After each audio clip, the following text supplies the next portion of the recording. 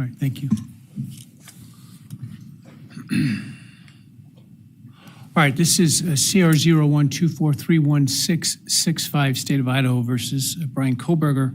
Defendant is present in custody with counsel, Ms. Taylor, Ms. Massoth, Ms. Barlow. The state is represented by Mr. Thompson, Ms. Jennings, Mr. Hurwitz, Mr. Nye, and Ms. Allen. This is the time set for sentencing in this case.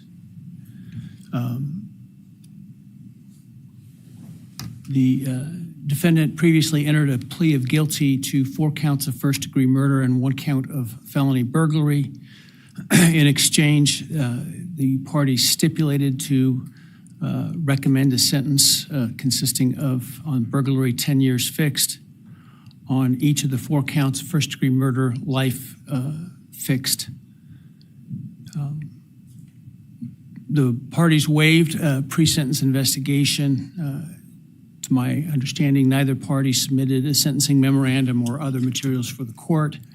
Court is familiar with the file and the evidence submitted previously by the parties as it has reviewed them throughout the case and in anticipation of trial. Is there any legal cause why sentence should not be imposed at this time? No, Your Honor.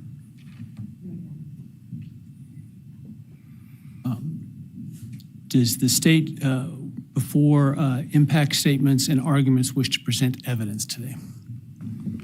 Your Honor, the state does not intend to present evidence in a documentary sense. We have provided the court through the clerk with photographs that we would like to use during the course of our sentencing argument. Sure. All right. Thank you. But no testimony other than impact statements? That's correct, Your Honor. All right, so with that, let's start with then impact statements. Ms. Jennings will be introducing And my understanding, just so I'm clear, I had indicated through the trial court administrator that we need to see if any of the victims wish to have the camera not running in audio only. And my understanding is all of them indicated they are fine with the video. Is that correct? Yes, Your Honor, that's correct. All right, very well. Go ahead, Ms. Jennings. Your Honor, the first, and we're taking these in the order, victim impact statements in the order that the charges were listed in the indictment. The first charge being burglary. So we will have Bethany Funka's statement, and she has asked that her friend Emily Allant read that statement. All right, any objection to that? No objection. All right, very well.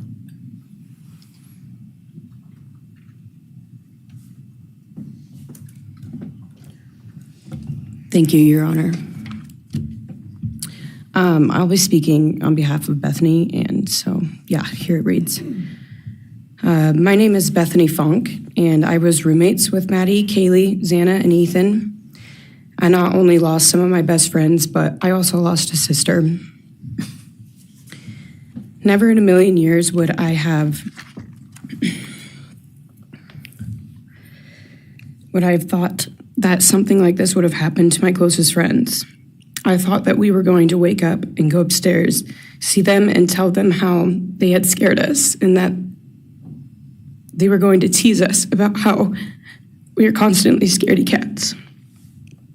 I make jokes about it as we would go to Taco Bell like always. But sadly, that is not what happened and what turned out to be my worst nightmare. When I first woke up that morning, I had no idea what happened. I woke up around 7 with a terrible toothache, so I called my dad, who is a dentist, and he asked what I should do. He told me to take Advil, so I did, and I went back to sleep. I was still out of it and still didn't know what happened. If I had known, I of course would have called 911 right away. I still carry so much regret and guilt for not knowing what had happened and not calling right away, even though I understand it wouldn't have changed anything, not even if the paramedics had been right outside the door.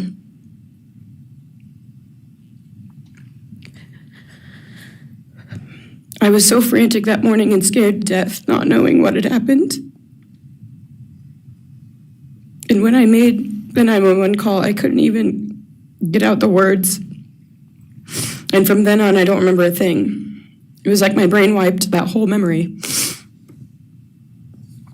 That was the worst day of my life. And I know it always will be.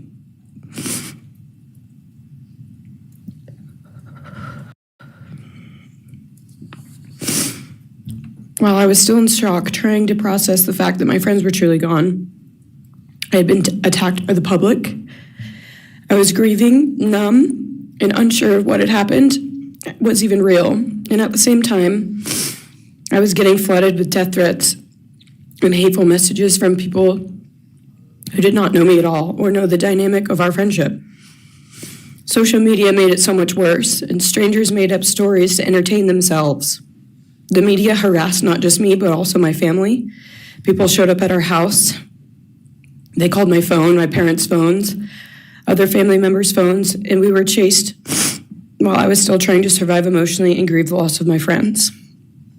I hated and still hate that they are gone, but for some reason, I am still here and I got to live. I still think about this every day. Why me?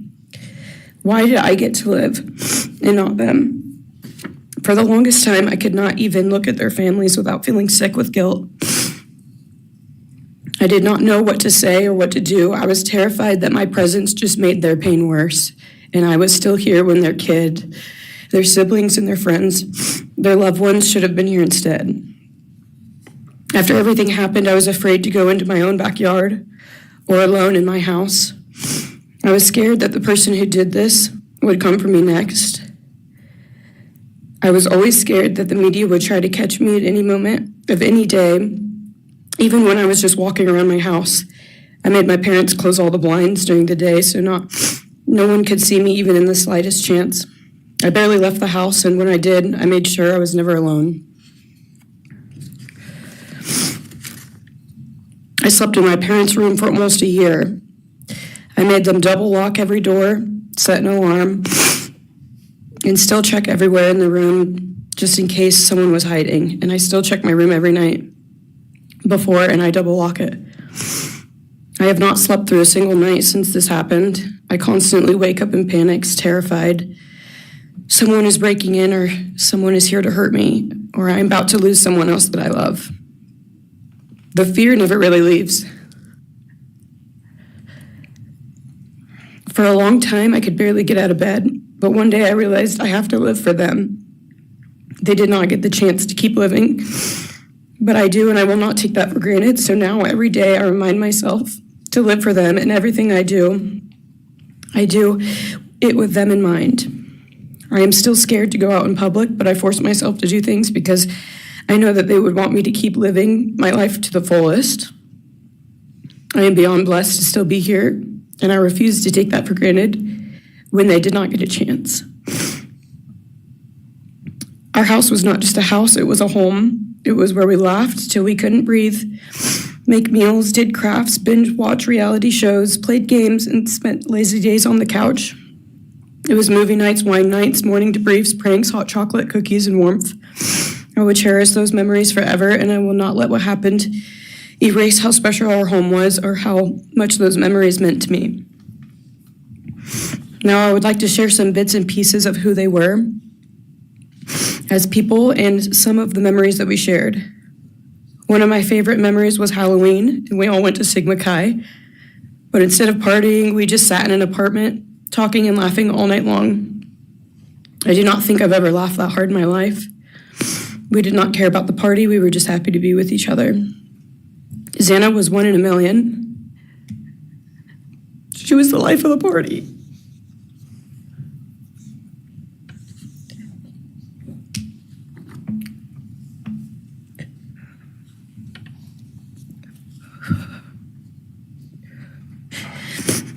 But she was also the kindest and funniest person I knew. Everyone loved her because she made everyone feel so loved. She was just someone you always wanted to be around, no matter the circumstance. One of my favorite days with Xana was when we laid on the couch together all day, watching movies and snacking. Or when she, Maddie, and I would go and get margaritas, chips, and salsa. She would also light up a room with her presence alone. Kaylee had the most beautiful, radiant smile, and she was so kind, but also one of the funniest people I've ever known. She loved playing little pranks. She always had us laughing so hard that we could not breathe. She was so full of energy and life. I really believe that she could have ruled the world if she wanted to, and she would have been America's sweetheart. Ethan was the sweetest, most genuine guy. He was always smiling and always making other people smile too. Ethan was the kind of person you wanted around. He was so kind and easy to talk to and just so fun. And the way he cared for Xana was truly something to admire. And really was proof that storybook love and true romances really do exist. It was not only obvious to me, but everyone that was around Ethan and Xana that they were absolute soulmates. Maddie was not only one of my best friends, but she was the older sister I would have always wanted. There was no one I looked up to or admired more than Maddie. She was truly a ray of sunshine, and everyone was drawn to her. She was so kind, loving, funny, fun, and passionate. She had the sweetest soul and wanted nothing but the best for everyone and to love and show love to everyone. She took me under her wing and always made me feel so safe and included, and above all, loved and valued. She never failed to make me laugh or put a smile on my face. Still to this day, I am beyond grateful that she chose me to be her sorority little, and I thank God every day that I not only got to know her, but had her as one of my best friends. Honestly, I cannot pinpoint one favorite memory with Maddie because I have so many, and this would be a very long read if I did. But if some little memories with her that I cherish is when the two of us made a nice dinner and split some wine, or when we would binge watch Jersey Shore or Summer House. When we came up with a whole dance routine on Halloween and danced and sang all night, like no one was watching. All the late night walks home from going out, and just little shopping trips and so much more. I am beyond blessed that I had the chance to know each and every one of them. They changed my life in ways I would have never put into words. I hope that they are remembered for who they are and not what happened to them, because who they are were so beautiful, and they deserve to be remembered in the highest way. My heart breaks every time I go to text one of them or how badly I wish I could see and hang out with them. And then I remember I cannot. I will never be able to again. But I still talk to them in my prayers every single night, and I always will. I wish more than anything I could hug them one last time. And I wish I could tell them how much I love them. And even though I cannot, I still tell them every night. I will keep living for them as long as I am lucky enough to still be here. And they were all truly one of a kind, and they will be in our hearts forever and always.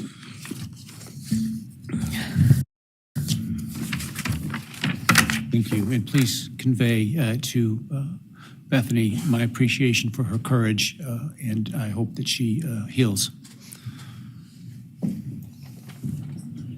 Next is Dylan Mortensen. We're asking for some accommodations for Ms. Mortensen and that she be allowed to sit in my seat. Sure.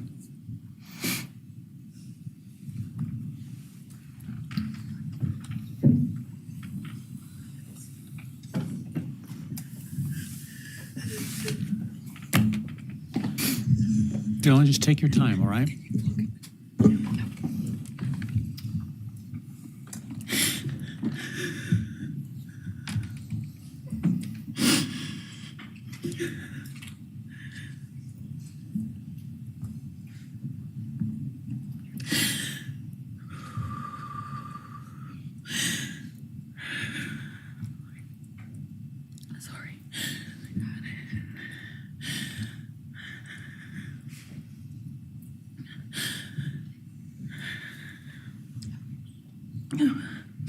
Thank you, Your Honor. What happened that night changed everything. Because of him, four beautiful, genuine, compassionate people were taken from this world for no reason.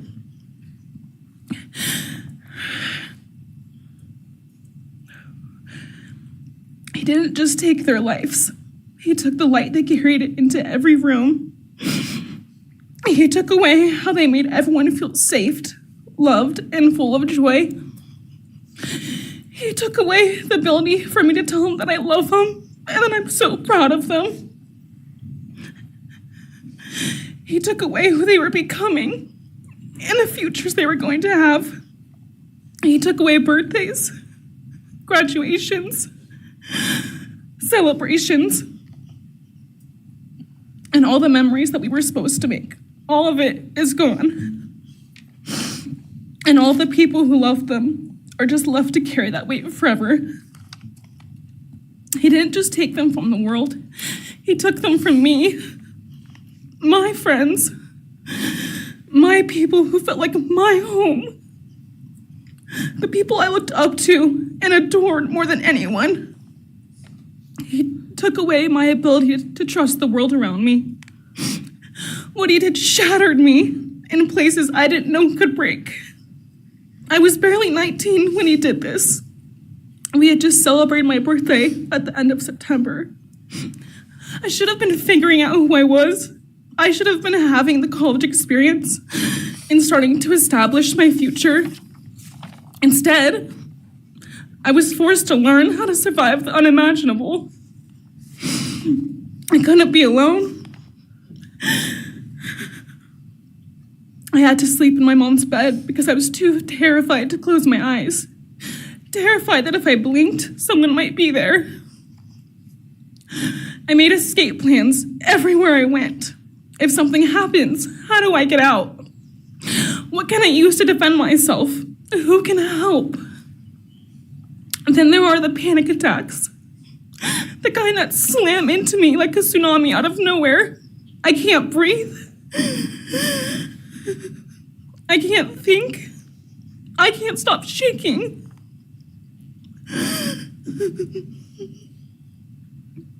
All I can do is scream because the emotional pain and the grief is too much to handle. My chest feels like it's caving in. Sometimes I drop to the floor with my heart racing, convinced something is very wrong. It's far beyond anxiety.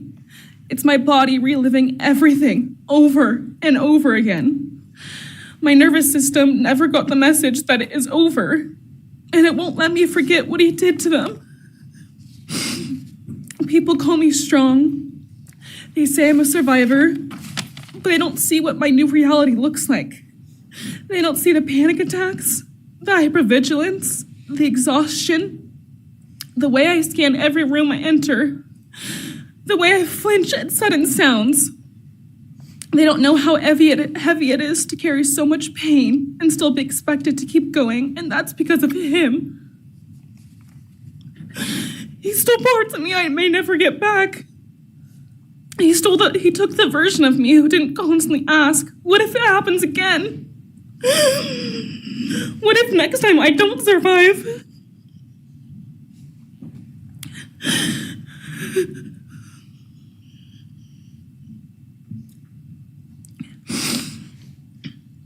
He may have shattered parts of me, but I'm still putting myself back together. Piece by piece, I'm learning how to live in this new version of life. It is not easy. It hurts, but I'm still trying. Still trying, and I'm not trying just for me. I'm trying for them, my friends. About a year ago, I had a dream about them. I got to say goodbye. I told them I won't be able to see you again, so I need to tell you goodbye. They all kept asking why, and all I could say was, I can't tell you, but I have to. When I woke up, I felt shattered and heartbroken, but also strangely grateful. Like maybe in some way that dream gave us the goodbye we never got. Still, no dream can replace them, and no goodbye will ever feel finished. He is a hollow vessel, something less than human. A body without empathy, without remorse. He chose destruction. He chose evil. He feels nothing. He tried to take everything from me. My friends, my safety, my identity, my future. He took their lives, but I will continue trying to be like them, to make them proud. Living is how I honor them. Speaking today is to help me find some sort of justice for them. And I will never let him take that from me. He may have taken so much from me, but he will never get to take my voice. He will never take the memories I had with them. He will never erase the love we shared, the laughs we had, or the way they made me feel seen and whole. Those things are mine. They are sacred, and he will never touch them. I get to feel sadness. I get to feel rage. I get to feel joy even when it's hard. I get to feel love even when it hurts. I get to live. And while I will still live with this pain, at least I get to live my life. He will stay here, empty, forgotten, and powerless. Dylan, thank you so much for your courage. I appreciate it.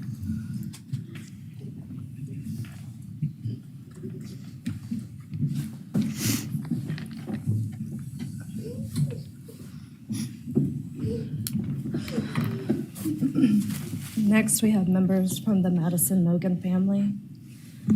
First would be Scott Laramie, Madison Mogen's stepfather.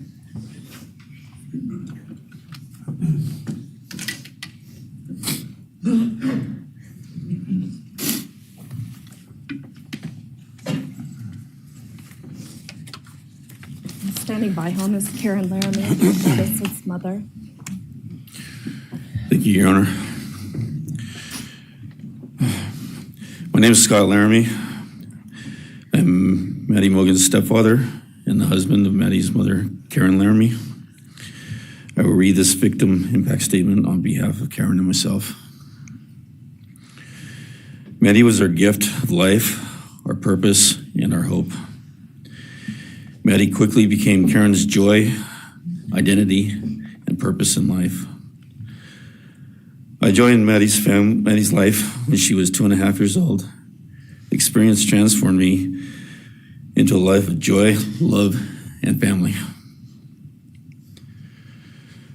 Maddie was bright, beautiful, kind, empathic. She listened carefully to others and was observant, seeing and caring about the hearts and the minds of all she encountered. She loved music and music festivals. She had a wonderful sense of humor. She excelled in school. She was an easy child to raise, almost never requiring discipline, and almost always giving us parental joy. One time Karen remembers disciplining Maddie as a little girl. Maddie responded, "You broke my heart," which of course melted ours. She had a keen wit, even at that young age. As she transitioned into teenage years, she prioritized us and extended family over many of the distractions that capture teenagers. She showered us with her presence and love at family events, barbecues, picnics, birthdays, holidays, and others. She spent countless hours with her papa, her Uncle David, Aunt Nadine, and her other close family and friends.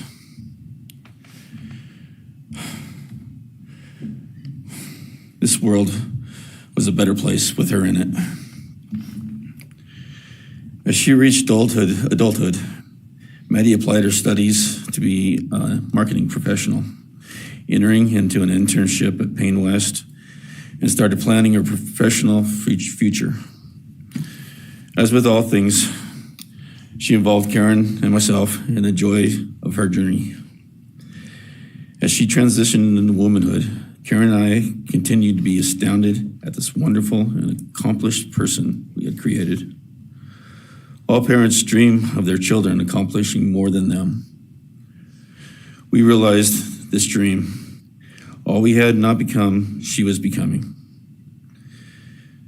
Karen and I are ordinary people, but we lived extraordinary lives because we had Maddie. Maddie was taken senselessly and brutally in a sudden act of evil. She was taken along with the young, promising, and bright lives of Kaylee, Xana, and Ethan. First, we felt disbelief. Next, we felt disorientation. Then we felt grief overcome us. Our grief is compounded even more for the Goncalves, Kernodle, and Chapin families. We speak of hope and healing, and we do have hope and some healing. But the vast emotional wound will never fully heal. Since Maddie's loss, there's emptiness in our hearts, home, and family, an endless void. After losing her mother in a car crash, Karen took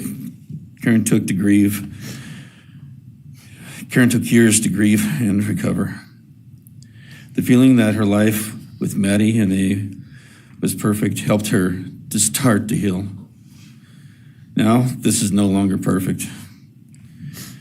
After Maddie's loss, Karen felt like she was spinning out, emotionally collapsing into anxiety and depression. She sometimes asks, how am I supposed to go on when I've lost my favorite person in the world? I felt the same, and we continue to struggle. The loss of Maddie has impacted so many beyond our family. Her second family is her sorority sisters who grieve alongside us. She has so many close friends who suffer from her loss. We will continue to be her loss will continue to be felt by the Vandal community, including Vandal Solutions on campus, where she volunteered her time for others.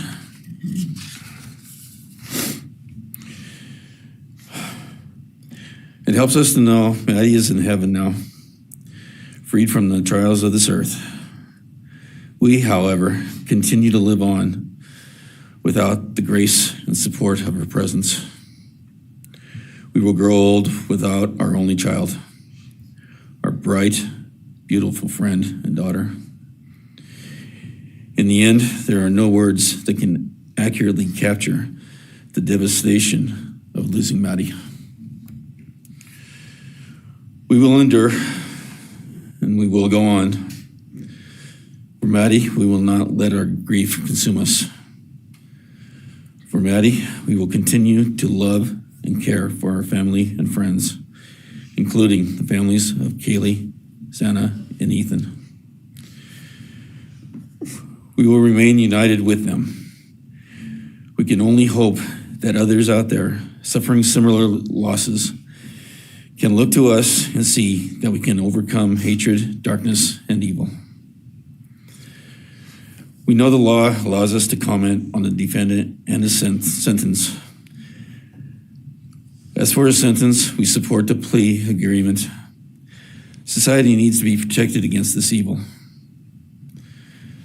As for the defendant, we will not waste words, nor will we fall into hatred and bitterness. Evil has many faces, and we now know this, but evil does not deserve our time and attention. We are done being victims. We are taking back our lives. We will turn our time, talents, and attention to hope, healing, and helping others, and to the future.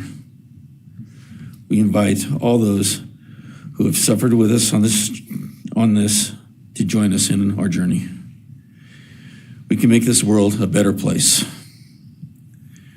We can move on from tragedy. Adversity will visit us evil will visit us, but we will overcome. We can and will endure. Karen and I express our gratitude to Your Honor and to the prosecution team for allowing us the opportunity to make this statement. Thank you.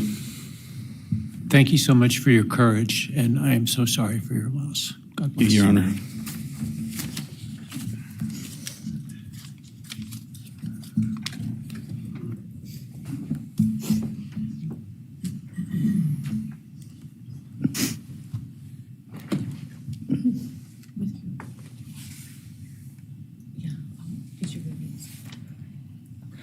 Your Honor, this is Leander James. He's the attorney for the Mogen family and victim advocate. He'll be reading a statement for Karen Laramie. May it please the court, counsel. My name is Leander James. I am the pro bono counsel for Karen and Scott Laramie. Karen has asked me to read this statement into the record. I thank my husband, Scott, for his statement, his courage, and his unending love and support during this dark time. While words are inadequate to capture the impact of this horrific crime on our family, he expressed it as best anyone could. For Maddie's sake, I will add my supplement statement that incorporates additional impact in the context of my extended family. I am grateful to Maddie's great uncle, Bryan Kohberger, for assisting me with the difficult task of putting our pain into words. For me and my extended family, Maddie was our hope and our light. Her beauty, both outside and in, shone its light upon everyone with whom she came in contact. Her beauty, she carried that hope and light into the future for our entire family. We have memories of our Maddie and grief and pain at her being taken from our presence. Any one of us would have given our own light to have been outshone by hers. We now look to our Creator to know that her light continues where we look to see her in His presence. Those who commit evil for their own twisted gains and purposes truly defile the efforts and sacrifices of mothers, fathers, families, teachers, clergy, public servants, service members, and all those who commit themselves to the greater good, freedoms, and the future light of our nation.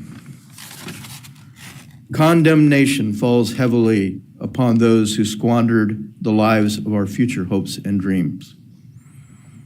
Some may offer forgiveness for what the defendant has done.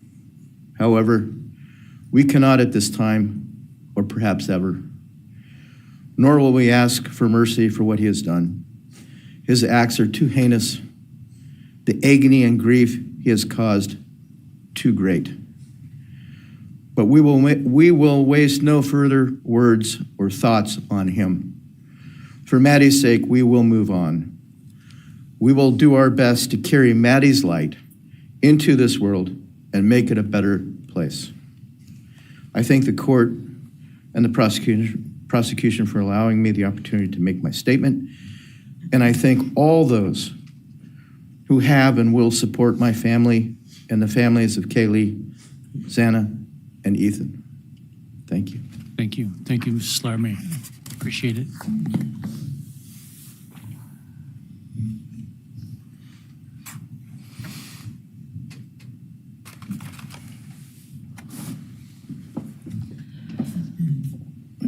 Next is Ben Mogen, the father of Maddie Mogen. Yes, of course. Actually, Your Honor, it'll be Kim Cheeley, the grandmother of Maddie Mogen.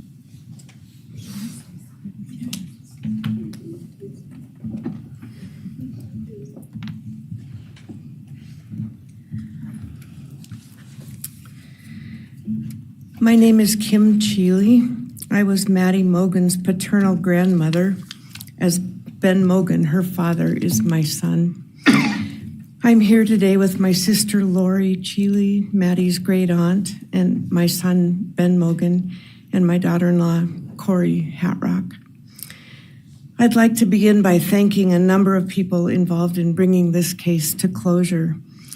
In my daughter's words, the plea deal the prosecution team reached this month is one that punishes the perpetrator of this horrendous crime, protects the public from further harm, and allows all of us who knew and loved these kids the time to grieve without the anxiety of the long and gruesome trial, the years of appeals, and potential for mistrials along the way. My family and I are so grateful to Bill Thompson and his prosecution team for their dedication and painstaking work that forced the perpetrator to admit his guilt. We want to thank the Idaho State Police, the Moscow Police Department, the FBI, and Judge Hippler. We'd also like to thank the University of Idaho officials who have treated the families of the victims with such dignity and kindness, and who have honored the 4 victims beautifully. Maddie was my first grandchild, so when she was born, all her grandparents had the distinct pleasure of deciding what we'd like to be called. I chose Nana, pretty original. But when Maddie was about a year and a half old, her papa, Ben's dad, and I were planning to visit the new little family in Oregon. Maddie didn't have an extensive vocabulary at the time, but for some unknown reason, she called bananas ba-deedle-deedles. When Karen and Ben told her Nana was coming to visit, she figured, I say deedle-deedle for that word. So I became deedle-deedle, shortened to Deedle when she was about 6 or 7, and I was Deedle all her life. I don't think her stepdad, Scotty, ever knew my given name was Kim. Maddie's and my birthdays were one day apart, and a couple years before she was killed, she gave me this necklace with Deedle and Maddie engraved on it, and I added an angel wing, and it's one of my treasured possessions. I also got an angel wing tattoo, never thought I'd see the day, but along with many members of our family, replicating the one that Maddie and her sorority sisters had. I wanted mine where I could see and touch it often. From preschool through grade school, I stopped teaching piano lessons early on Wednesdays and picked Maddie up for bubble baths, brownies, and books. It was our special time together. And she went home those nights in her jammies with a pan of warm brownies for her family. Although Karen and Scotty raised Maddie and did such a lovely job of parenting, we Mogens were lucky to have her for holidays and many other family gatherings. We'll always have our treasured memories of Maddie growing up in our big, extended, cooperative family. And I thank Karen and Scotty Laramie for being so generous and open and sharing Maddie with her Mogen side of the family. When the 4 kids were murdered, the foundation fell out of our world. Initially, the fear was truly debilitating. The first 6 weeks were excruciating. Despite the vigils, memorials, candlelight gatherings of students, friends, family, community members. After the arrest, in the past 2.5 years, my family has lived with grief, with the effects of traumatic grief, of which I was blissfully unaware before all of this. I now have a stack of books on grief. I've attended grief classes at hospice. I've tried EMDR, a technique that helps replace disturbing visions with something more comforting.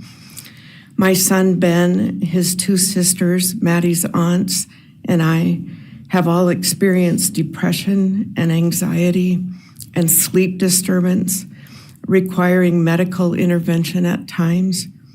We've all sought counseling off and on. The struggle with media attention was extremely difficult, especially for Ben.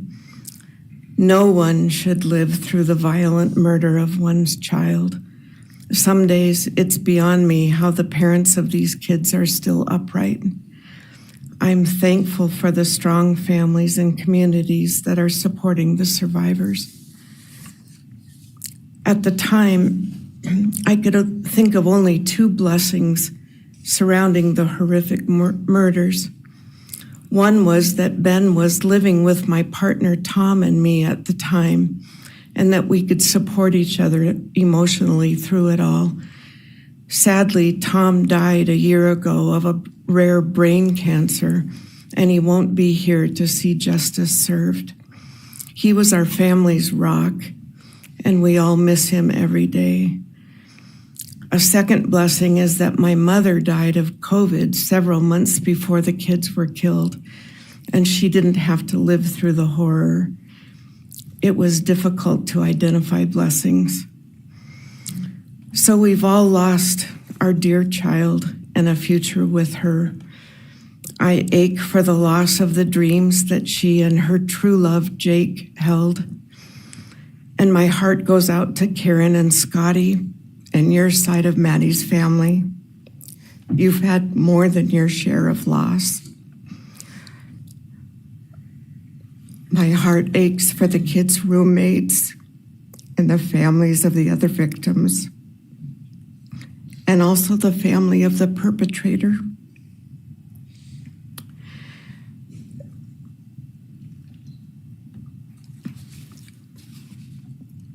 Going forward, we Mogens are choosing to put our energy and focus into honoring Maddie's too short life and sweet spirit by celebrating Maddie May Day, which my two daughters established.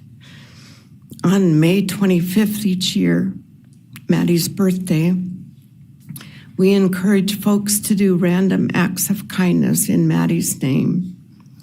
In my daughter Katie's words, may we all protect our peace in whatever way possible, unite in community, and focus on joy.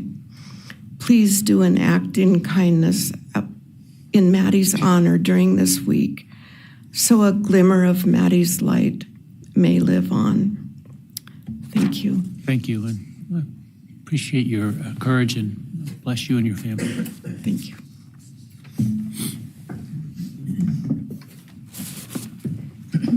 Now is Ben Mogen, Maddie Mogen's father.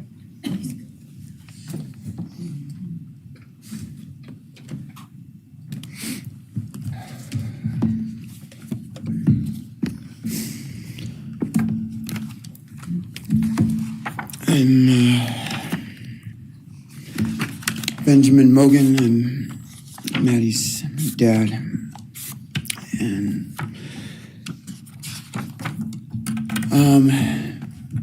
first I just want to say thanks to all the people that helped bring this all to a close. I know it's not the resolution that everyone, wanted, but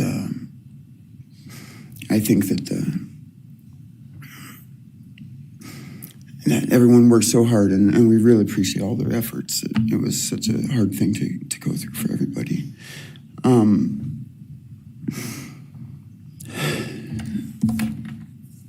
Maddie was my only child that I ever had.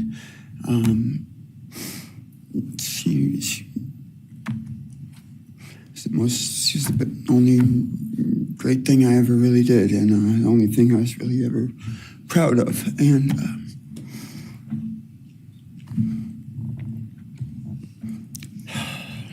I thought we would have the rest of our lives together to be together and to know each other, and I took for granted the times, she was in college, and I thought, oh, well, we'll have the rest of our lives to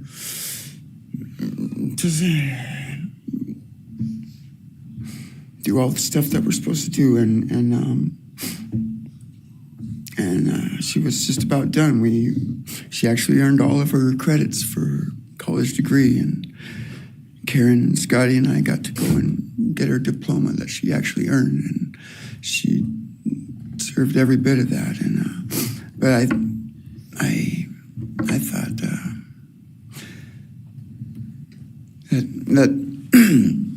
that was going to be just the beginning of a long life together, and we never got that.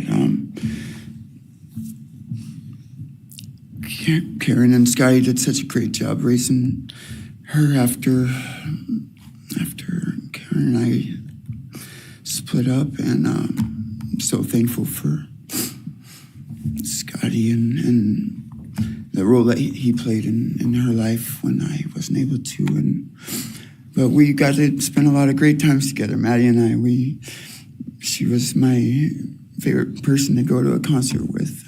We got to see some fun shows together, and I told her, if there's ever a show that you want to go to, let me know, and I'll get you tickets for you and your friend, or if we want to go together, we'll make it happen. And my favorite memory with her was when the Mac Miller show sold out here in Spokane, and everyone wanted tickets, no one could get them, and on the last day before the show, they did a radio thing, and I got 4 meet and greet tickets for Maddie and her friends and me to go and see the show, and that was her favorite artist at the time, was Mac Miller, and he's gone now too, and my little cousin Zach drove us all there that night, and he's gone too, tragically, and anyway,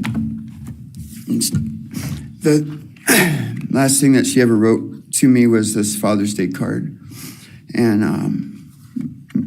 I'm so glad I still have it. I'm just going to read what she said. It says, "Happy Father's Day. I hope you have the best day. I can't wait till we can hang out again soon.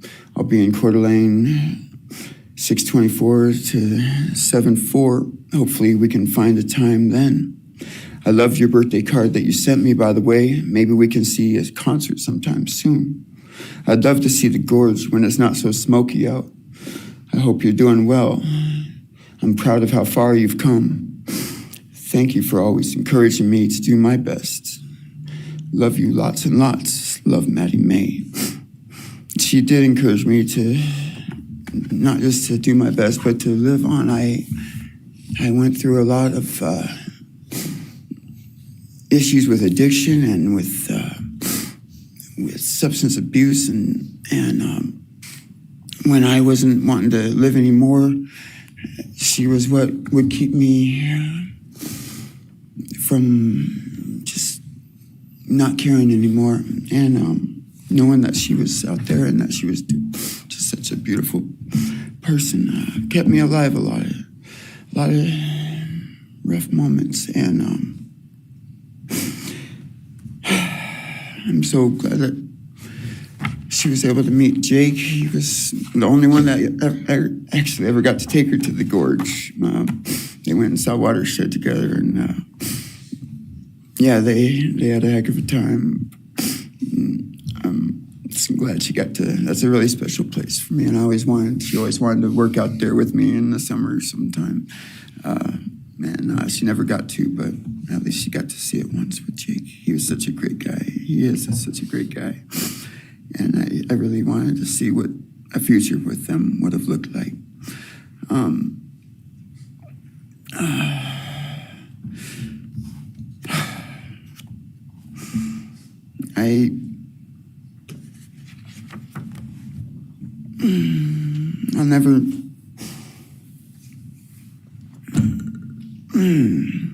never be able to replace her. I wrote a bunch of stuff. I just don't know what to say right now. Except I just miss her so much, and I just love her more than anything. And it shouldn't have happened. And death sentence is one thing, you know when it's going to happen, and it's going to be all gentle and stuff. But, life without parole with a building full of people that all just want you to not be around anymore, winking at every morning, not knowing if that's the day they're going to pull your card. I mean, it's not a very nice sentence either. So, I don't know. I just love you, Maddie, and I wish you were still here. Thank you so much.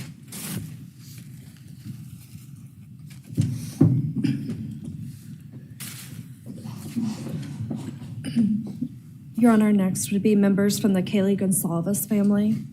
First will be her father, Steve Goncalves.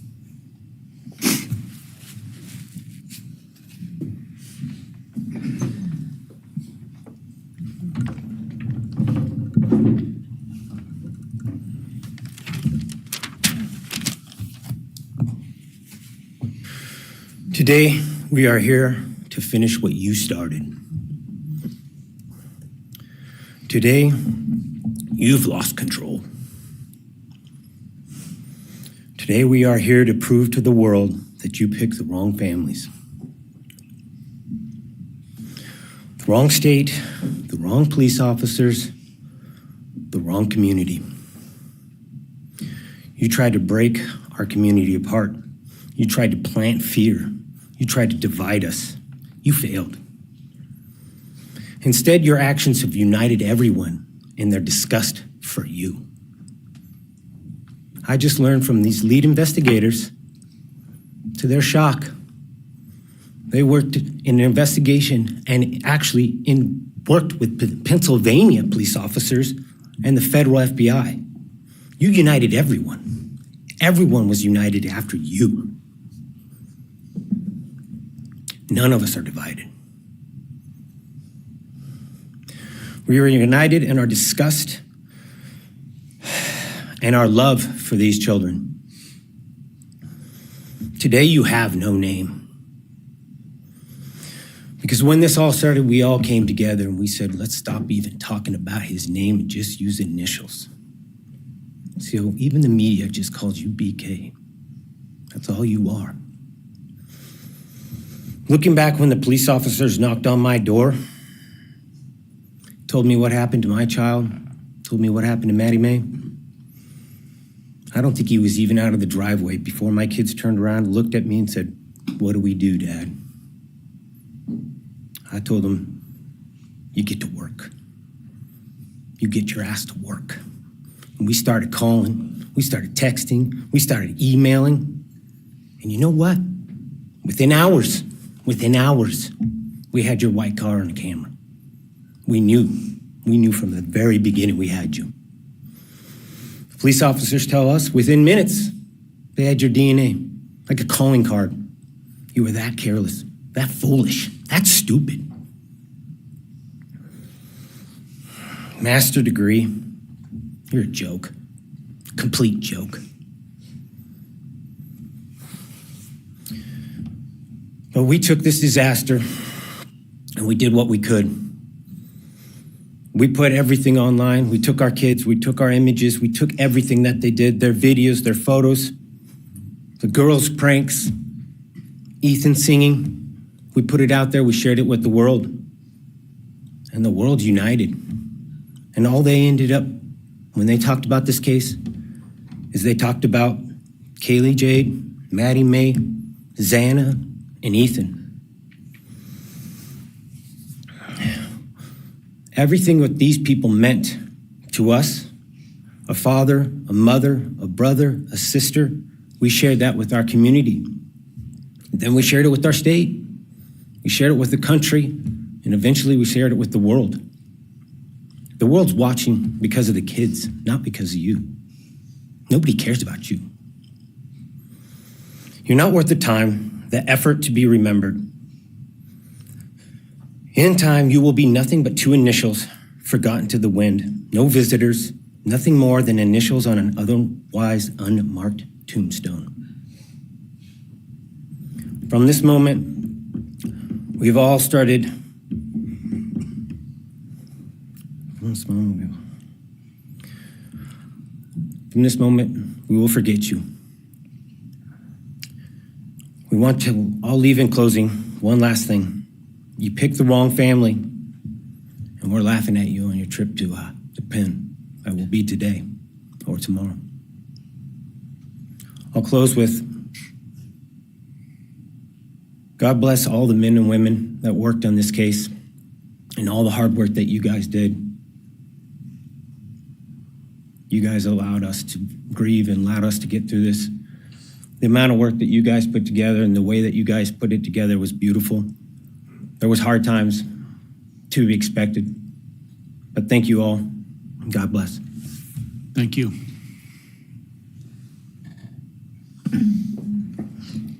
Your Honor, next is Stephen Goncalves, Kaylee's brother.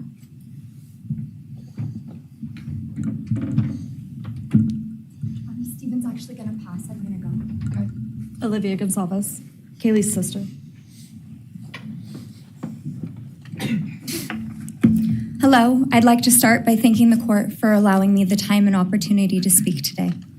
My name is Olivia, and I'm the big sister of Kaylee Goncalves, and I was blessed to love Madison Mogen as a sister too.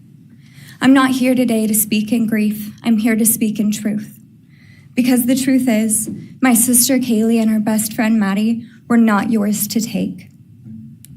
They were not yours to study, to stalk, or to silence. They were two pieces of a whole, the perfect yin and yang. They are everything that you could never be. Loved, accepted, vibrant, accomplished, brave, and powerful. Because the truth about Kaylee and Maddie is they would have been kind to you. If you had approached them in their everyday lives, they would have given you directions, thanked you for the compliment, or awkwardly giggled to make your own words less uncomfortable for you. In a world that rejected you, they would have shown mercy. Because the truth is, I'm angry. Every day I'm angry. I'm left shouting at the inside of my own head everything I wish I could say to you. The truth about me is when I heard the news, I didn't cry. I listened for them. I promised them I would, that I would fight for them, that I would show up no matter what it cost me. I swore I'd never let them feel alone. Because you see, I've always been their heavyweight. I've always been the one to fight the battles they didn't feel ready to fight themselves. All it ever took was a call, and they knew I would handle it for them, no matter the time, no matter the cost. They could wave their white flag because they knew I would never back down, not for them, and not even death could change that. Somewhere along the line, I started to think about what I would say to them if I was given just one last chance. If I could gather enough heartbreak or love or sacrifice or whatever it took to get just one message across, what would I say? Throughout this entire process, I've written my feelings down at every moment, my wishes, my love, my denial, my anger. And as one final act of love, I'd planned to read these thoughts, even jarring and discombobulating and not even making sense. Because for me, that was true love. As bare and as naked as it could be, not laced in pretty words or dressed for the occasion, but written through bleary eyes at 2 a.m. with clenched fists, angry at this reality. My true final act of love was to continue on without them, for them. That dream to read aloud my love to them, to bring meaning through pain, was the latest blow in realizing you don't deserve it. And Kaylee and Maddie don't need it. Kaylee and Maddie have always known my love, and they would never ask me to prove it by further victimizing myself to a defendant who has shown no guilt, no remorse, no apprehension. They would say to me, why would you give the satisfaction of showing vulnerability now? You promised you would never back down. And for that clarity, I'm thankful. I won't stand here and give you what you want. I won't offer you tears. I won't offer you trembling. Disappointments like you thrive on pain, on fear, and on the illusion of power. And I won't feed your beast. Instead, I will call you what you are. Sociopath, psychopath, murderer. I will ask the questions that reverberate violently in my own head, so loudly that I can't think straight most any day. Some of these might be familiar, so sit up straight when I talk to you. How was your life right before you murdered my sisters? Did you prepare for the crime before leaving your apartment? Please detail what you were thinking and feeling at this time. Why did you choose my sisters? Before making your move, did you approach my sisters? Detail what you were thinking and feeling.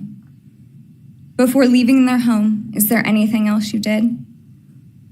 How does it feel to know the only thing you failed more miserably at than being a murderer is trying to be a rapper? Did you recently start shaving or manually pulling out your eyebrows? Why November 13th? Did you truly think your Amazon purchase was untraceable because you used a gift card? How do you find it enjoyable to stargaze with such a severe case of visual snow? Where is the murder weapon? The clothes you wore that night? What did you bring into the house with you? What was the second weapon you used on Kaylee? What were Kaylee's last words? Please describe in detail the level of anxiety you must have felt when you heard the Bearcat pull up to your family home on December 30th, 2022. Which do you regret more? Returning to the crime scene 5 hours later, or never, ever going back to Moscow, not even once, after stalking them there for months? If you were really smart, do you think you'd be here right now? What's it like needing this much attention just to feel real? You're terrified of being ordinary, aren't you? Do you feel anything at all? Or are you exactly what you always feared? Nothing. If you're so powerful, then why are you still hiding, defendant? You see, I'm here today as me. But who are you? Let's try to take off your mask and see. You didn't create devastation. You revealed it in yourself. And that darkness you carry, that emptiness, you'll sit with it long after this is over. That is your sentence. And it was written on the wall long before you ever pled guilty. You didn't win. You just exposed yourself as the coward you are. You're a delusional, pathetic, hypochondriac loser who thought you were so much smarter than everybody else. Constantly scolding, turning your nose up to grammar mistakes, nitpicking and criticizing others.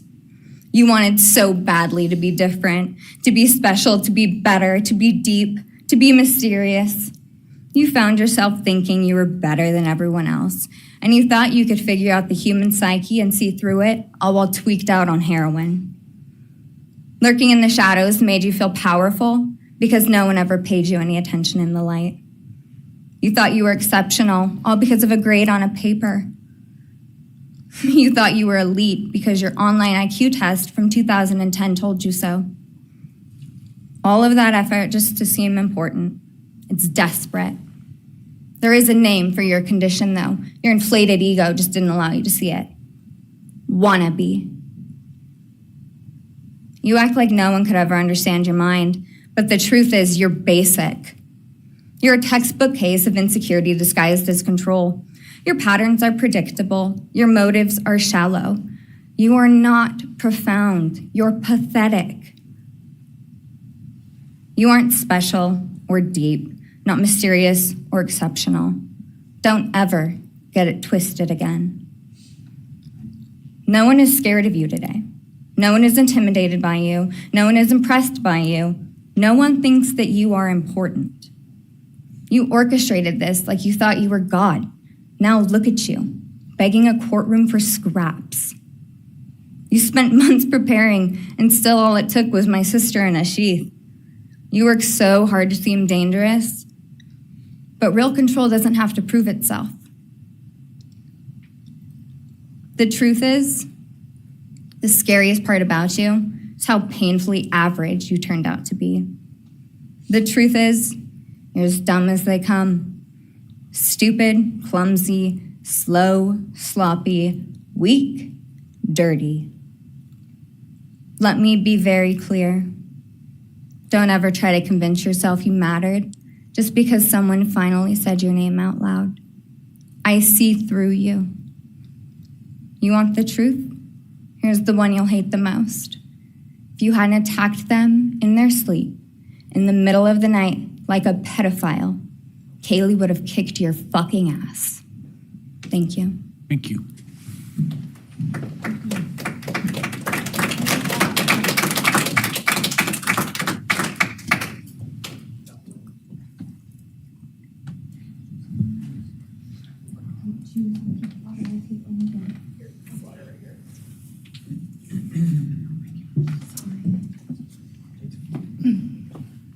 Next is Christy Goncalves, Kaylee Goncalves' mother.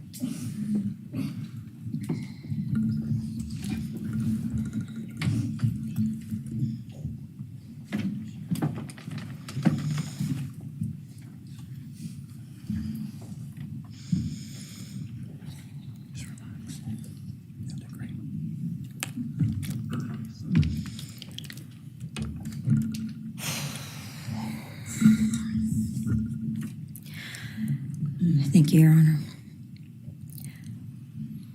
I never imagined having to speak to someone so devoid of humanity. For a long time, I didn't think I'd find the words low enough to meet you where you are. But now I realize this isn't about you. It's about what you've done to me, and I need you to hear it. When you murdered my daughter, Kaylee Jade Goncalves, you didn't just take her life, you shattered others. You attacked what you could never be, and in doing so, you left a trail of devastation far beyond that house. You stole my peace. You've altered my every waking moment, every sleepless night, the way I view the world, people, safety, trust. It's all been changed by your cruelty. I no longer recognize parts of myself. Joy is harder to find. Laughter feels foreign. The world moves forward, but I'm suspended in a place of sorrow and rage. You've taken from me something that can never be restored. The grief sits with me every day, some days quietly, and other days so loud it drowns out everything else. The emotional toll you've inflicted on me is immeasurable. I live with a constant ache, with birthdays that are now memorials, with holidays that feel hollow, with empty chairs that scream louder than words ever could. I am forever changed. But for you, as a person working on a PhD in criminal justice, you really didn't think this one through. You're not that good. In fact, you're not that good at anything. You couldn't secure a job. You couldn't get along with others. You couldn't even get a female to look in your direction. All because you are pathetic.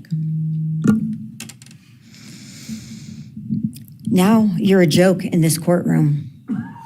I wish I could crown you with a jester hat to complete your orange jumpsuit clown look.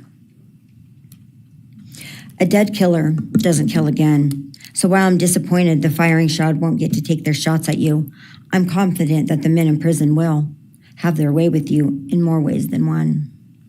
You will finally get what you wanted, physical touch. Just probably not how you were expecting it. See, you haven't beat the system. You've simply entered a new one, where the rules are cruel and the consequences will never end.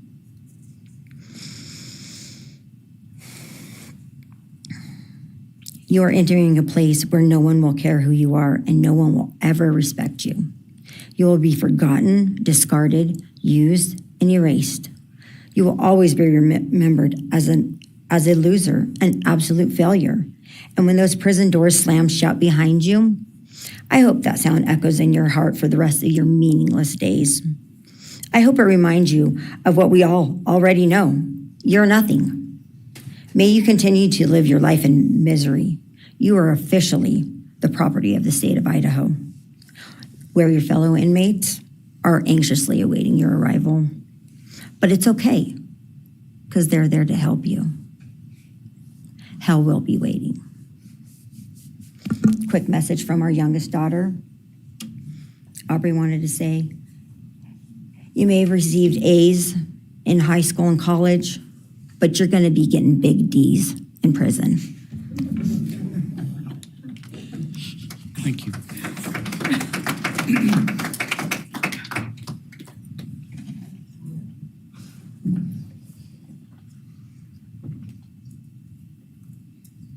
Do we have more from the Goncalves family, or are you?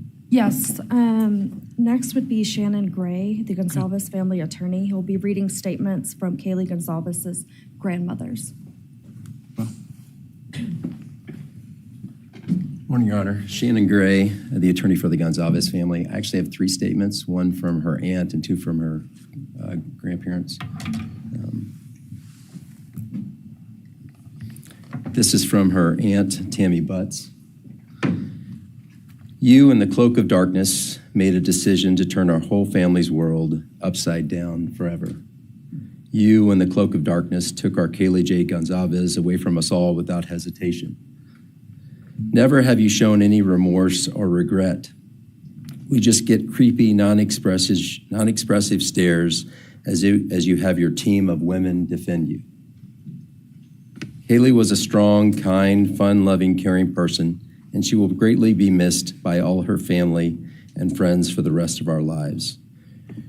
She had goals in life that you took from her and us. We lose on watching her enjoying her life, working hard and building the future she wanted. She was ready to start that after college life. You, in the cloak of darkness, took it all away. You left us without her future wedding, her future children that she would have added to our family. No more talking to her on the phone, going for a coffee, celebrating holidays. It's all gone. You, in the cloak of darkness, gave each and every one of Kaylee's family members their own lifetime sentence.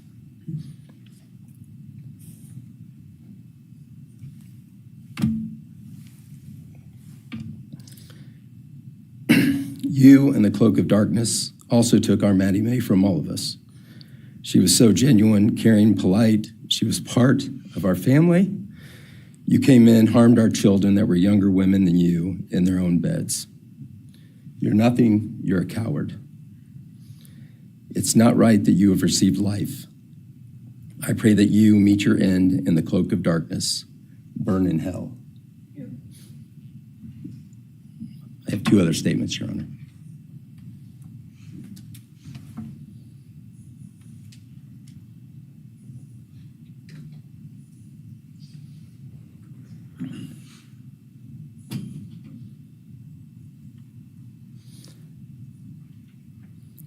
This is Linda Lucan's statement. This is Kaylee's grandmother. I really don't know how to address something so inhumane, but I will try. Nothing in the past 2.5 years has made any sense. All I get is you cowardly went into a home at night, filled with what I'm sure you thought was all sleeping girls, and went on a vicious killing spree for no other reason but to appease your demonic urges. You took my granddaughter Kaylee from us, plus 3 other beautiful lives. You took my granddaughter Kaylee, beautiful, sweet-souled, doll-faced Kaylee, who was getting ready to start her amazing life, who had such a bright future, who was loved by so many, who you were so envious of. She had a life you could never have. You are so beyond human. You're definitely a demon from hell. I truly wish your punishment would be the same death you inflicted on our kids.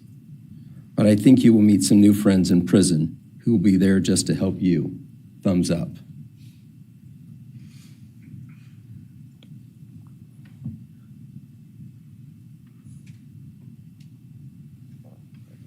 one last statement, Your Honor. This is from Cheryl Goncalves, Kaylee's other grandmother. John 1:5 says, "Light shines in the darkness, and the darkness overcomes it not." Somewhere in your life, some jealousy, envy, ego, something went dark. It pushed out all light until you became dark and evil. And when you saw my granddaughter and her friends, their light, because they have such a light, you couldn't stand it. Because the darkness in you could not stand the light in them. And so you decided to destroy it. Cowardly, you walked into their rooms in the dark and took their lives, hoping to get rid of your darkness. But you didn't. You failed. Because you know what was once a light shown only to their friends, families, and loved ones is now all over the world. Everyone sees it. Their smile, their beauty, their plans, everything they were and had.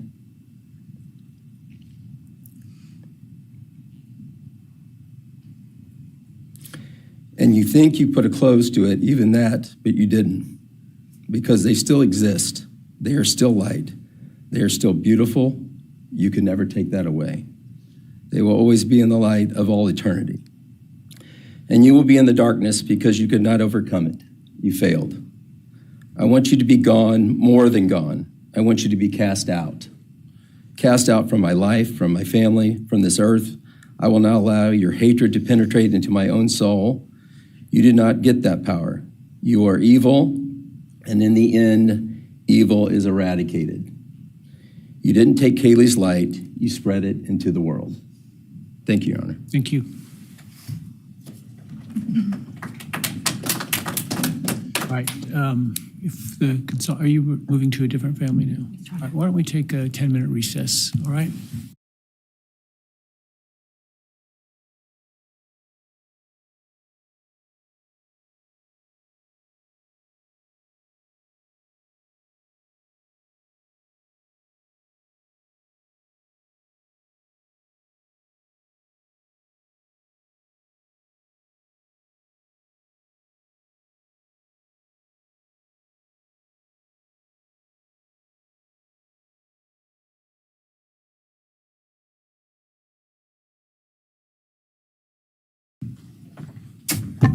Be seated.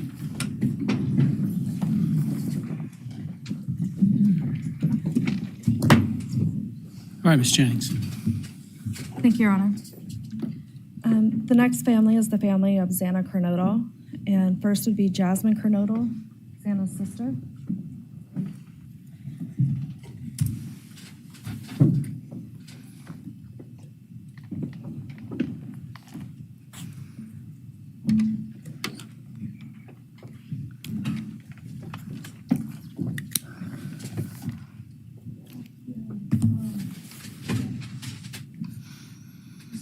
Thank you to everyone who's been involved in this and just for all the hard work and dedication you guys have put into this. I also want to thank everyone for the support and just my family and friends who've been around through this time. I went back and forth on whether to speak today because the truth is you don't deserve power over my feelings, my words, or me. Thank you. In the end, I realized this moment isn't about you. It's about justice for Xana, Ethan, Kaylee, and Maddie. It's about honoring the beautiful people they were and still are in God's eyes. On November 13th, 2022, a piece of my heart was ripped away. There's no way to ever fully describe the weight of losing my sister, my best friend. No sentence or punishment will ever come close to the justice Xana, Ethan, Kaylee, and Maddie deserve. Xana was everyone's best friend. She was kind, she was funny. She was a gift to each person she was able to make an impact on. Xana was someone I turned to when I needed direction or advice. Although I am her older sister, I often found myself looking up to her. She had a radiant energy that everyone loved, and she always knew the right way to approach a problem. She knew how precious and special life was, and she truly did live every day to the fullest. Yet her story was cut short by an act of evil. I believe in a God whose justice is not bound by this courtroom. I find peace knowing that judgment ultimately belongs to Him. For your sake, I hope one day you feel the full weight of what you did. I hope you take accountability. I hope you truly experience the guilt and you surrender yourself to Jesus Christ. Because no punishment on this earth can ever compare to the isolation and pain of eternal separation from God. Xana deserved more. They all did. But I come here to say this. I am strong. I am brave. I'm a fighter, just like Xana. And you don't get to control how I move forward or what I believe. I walk with the comfort of knowing I will see my sister again. Xana didn't get the future she deserved. She won't be the maid of honor at my wedding, the cool aunt to my future children. I'll never hear her laugh or see her light up a room ever again. But I will carry her with me for the rest of my life. I will live in her honor, fight to be the best kind of woman and someone she's proud of, to make sure the world never forgets who she was. Xana's story doesn't end with what was taken from her. It lives through the love she gave, the people she touched, and the legacy our family will protect. Her light still shines, and her voice will echo louder than this pain. You didn't take that from us, and you never will. Thank you.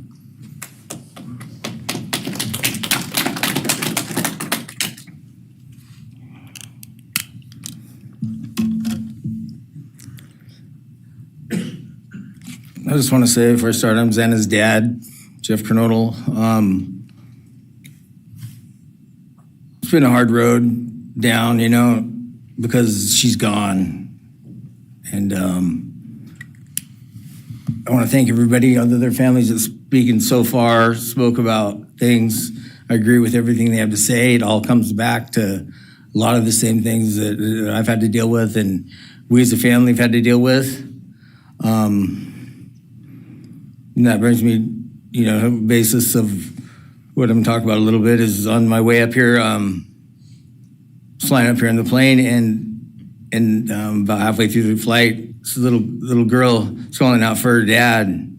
Hey, dad, and then in my mind, I was kind of half asleep. It's dark on the plane. I heard Xana calling out for me like she did, back when she was little, 5 years old, and those times were hard.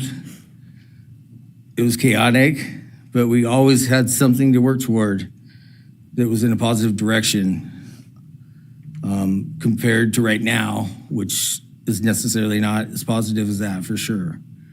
And I know I miss Xana a lot. My life's been changed, and Xana had a great impact on me, and the impact was when she was gone. I realized how important she was and what she really did for me, influenced me, was way beyond what I ever thought. She'd call me up on the weekends, check on me, see who's with me. She's like accountability to your youngest daughter. And that really made a big difference. It made me really think about things and what it's all about, That's the things that I miss the most is those calls on the weekends, the calls at 11 at night. What's going on? You want to meet my friend? Whoever she's with, a couple of her friends, I can meet them, talk to them. And she always did that. And it's pretty cool. Pretty cool. I really miss that. And she made a big impact on me, on other people, her family. But the impact that she made is so extensive on what happened here. And it goes so far. People from everywhere in the world, are following things. And Xana has made a difference in their lives. So, countless people told me that. They might not even know her. They never knew anything about her. It's what they see, and they just love her and say how they wish she could have been their friend. Could have been their friend, could have hung out, and it's like, this is a blessing, this is the little kid was, and definitely was a big blessing in my life, and so is Jasmine, and basically, we worked hard to do the things we did, through the times they were growing up, and through those times, I realized that I wanted both of them to graduate college, and that'd be the ultimate thing for them to do to prepare for the world. Then it came back to me, Xana didn't get to finish college. He had it all figured out. And this all just came back to me when I was there, and that little girl was on the plane doing that. It's like where I was going, what I was going here for. And then I just realized and thought to myself about the wonderful life that she had and we had together. And I still get to have with Jasmine, but that's the part that really counted. It's the part that really counted is those memories.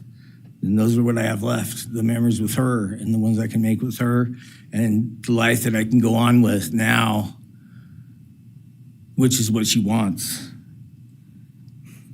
And I say that in present tense because that's what she wants, because I've been told that, I've had countless ways that she's out there and has a way to communicate, which I'm very grateful for.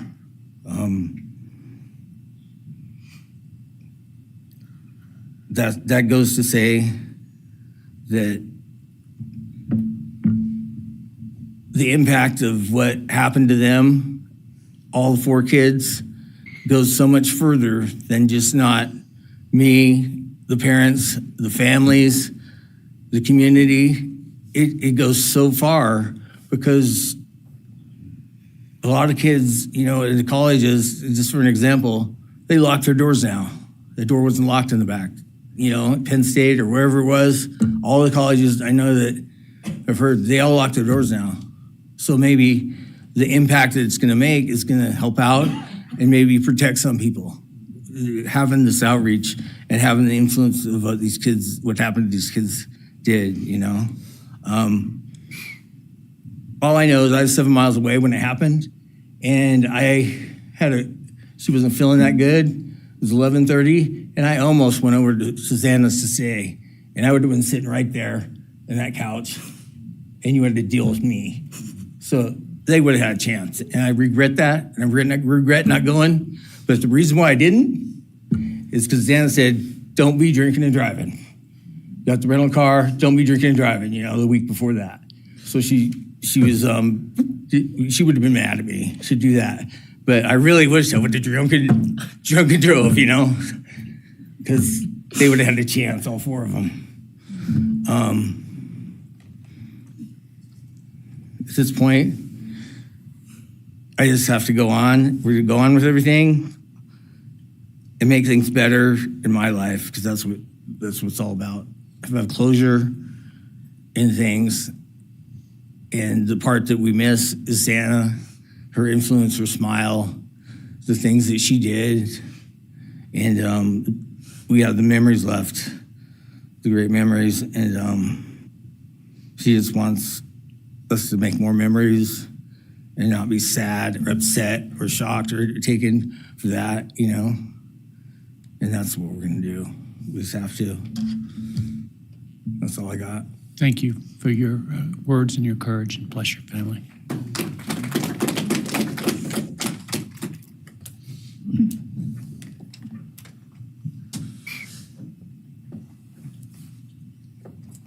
Next, Kim Kernodle would like to address the court.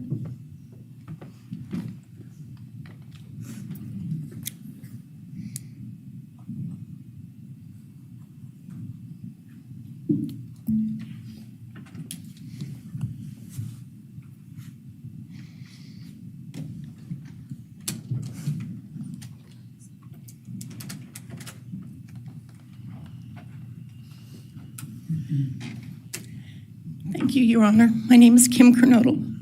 I am Xana's aunt. I was very blessed to have her in my life, in our family. And I thought I had everything in my head, what I wanted to say, but it kind of went out. And I'm always looking for the positive thing, because evil, hate can destroy people. And that's what it started doing with our family. It created anger with our family members. And then I had to look, because Xana was everything that the media, her friends said. She was that fun, loving, high-spirited, beautiful person. And I no longer get to get my nails done with her, have lunch with her.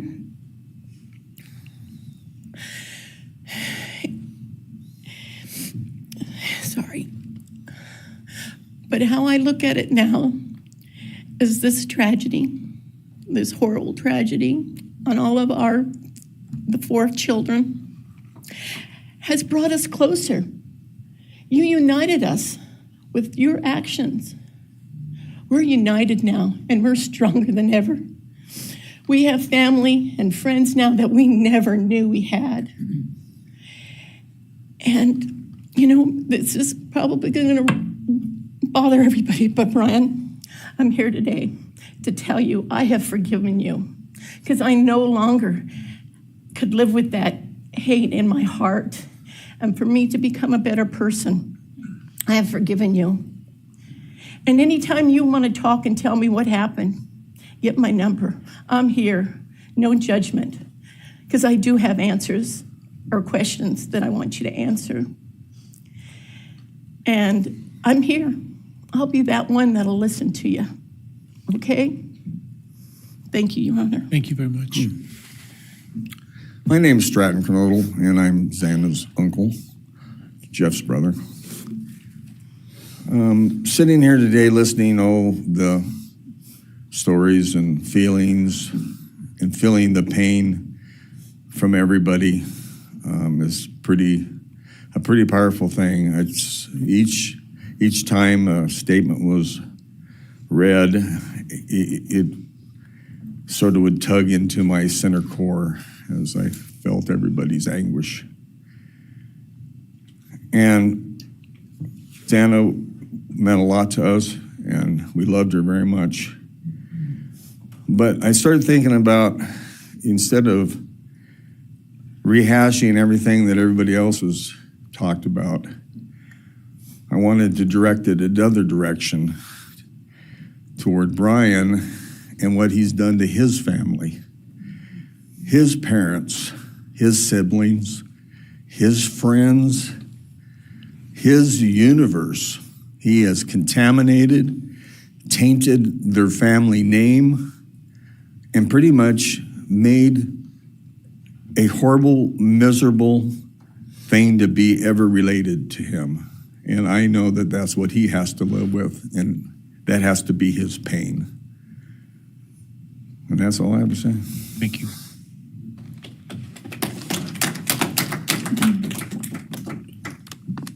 Next, Your Honor, I believe Randy Davis, stepfather to Xana Kernodle, would like to address the court.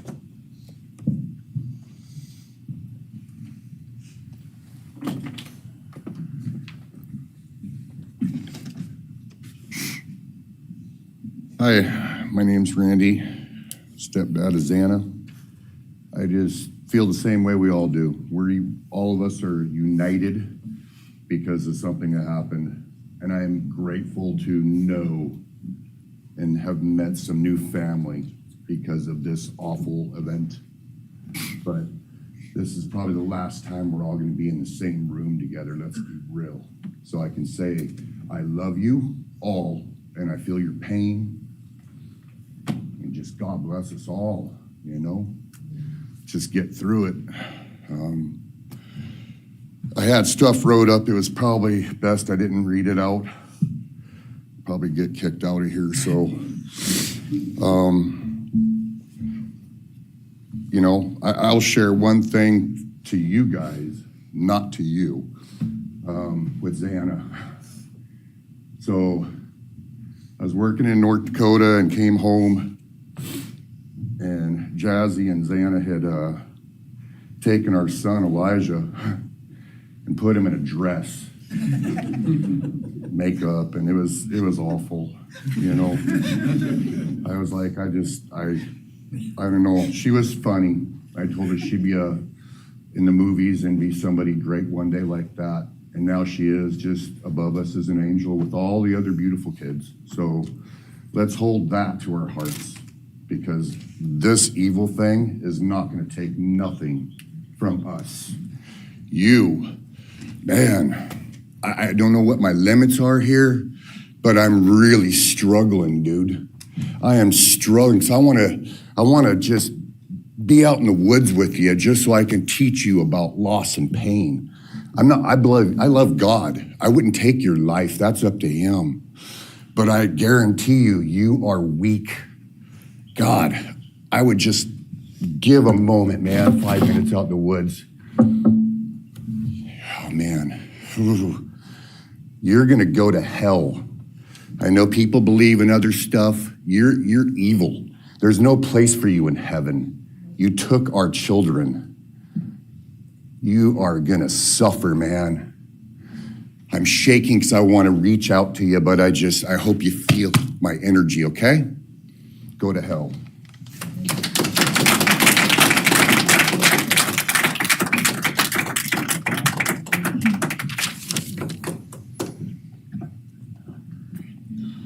Next is Kara Northington, Xana's mother.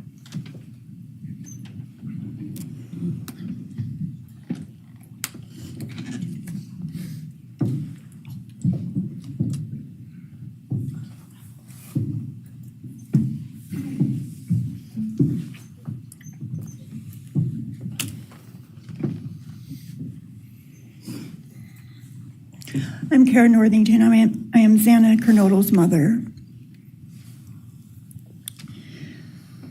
This letter is to you, really. But it is for my daughter, who was murdered by you.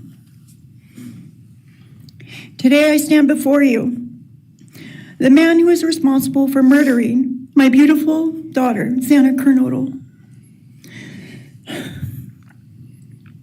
My daughter was beautiful both inside and out. She possessed love for those around her and had a light so bright it will live on forever in our hearts. She brought joy and laughter to her friends, her family, and anyone in her presence. Our Lord and Savior, Jesus Christ, now has her in his loving arms in heaven, where she can never be harmed ever again for eternity. Because of her, I came to know my Lord and Savior, Jesus Christ. Because of her, many will come to Christ. It is Christ who lives in me that has given me the strength to forgive you. It was of no power of my own. In return, the Lord has filled me with joy, hope, and peace that surpasses all understanding. Jesus has allowed me to forgive you for murdering my daughter without you even being sorry or asking for this. This is only possible because he who lives in me is greater than any evil in this world. For God hath not given us the spirit of fear, but of power and of love and of a sound mind. I do not fear you or even let you rent space in my head anymore. This forgiveness has released me from any and all evil you have inflicted on me and my family. It has allowed me to let our Lord deal with you. You have accepted a deal that will prevent you from receiving the death penalty. Nothing man can do to you can ever compare to the wrath of God. Inevitably, you will stand before our Lord and will have to answer to him over the sins you have committed in murdering our children. I pray you come to the end of yourself before that day. Whether you like it or not, heaven is for real, and so is hell. The innocent life of Xana that you stole from myself and my family, and the destruction it has caused. I am washing my hands of you and turning you over to my Lord and Savior, Jesus Christ, whom vengeance belongs to. In closing, I want to read a passage from the Bible, Ephesians 6, King James Version. Finally, my brethren, be strong in the Lord and then in the power of his might. Put on the whole armor of God, that ye may be able to withstand the wiles of the devil. For we wrestle not against flesh and blood,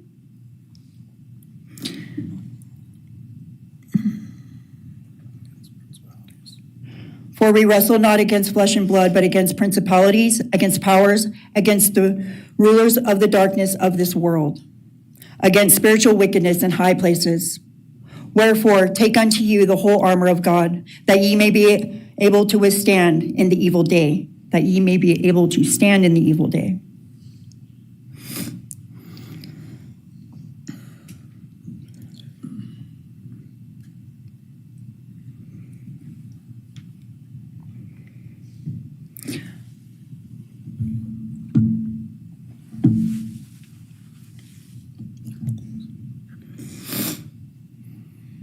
I'm not going to share memories of Xana or any more of the goodness of her with you, because I do not want that to be in your head.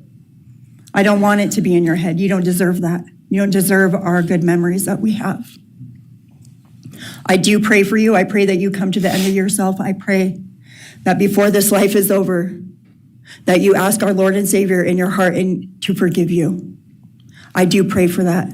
But after today, I wash my hands of you, and you are no longer a thing. Thank you. Thank you.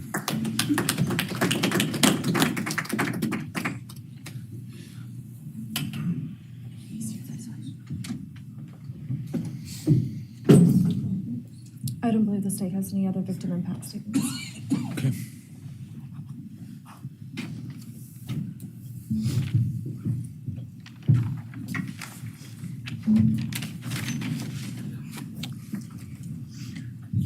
All right, stay and argue.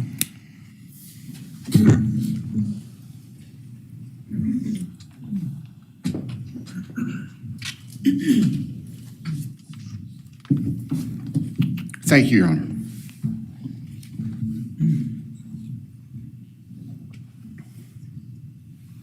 Just as a housekeeping matter to start, there will be the issue of restitution. That is, the documentation is being gathered, and we ask if the court would defer that for 30 days so we can present it in an orderly fashion and make sure it's comprehensive for everyone. Any objection to leaving restitution open 60 days? All right. Thank you, Your Honor.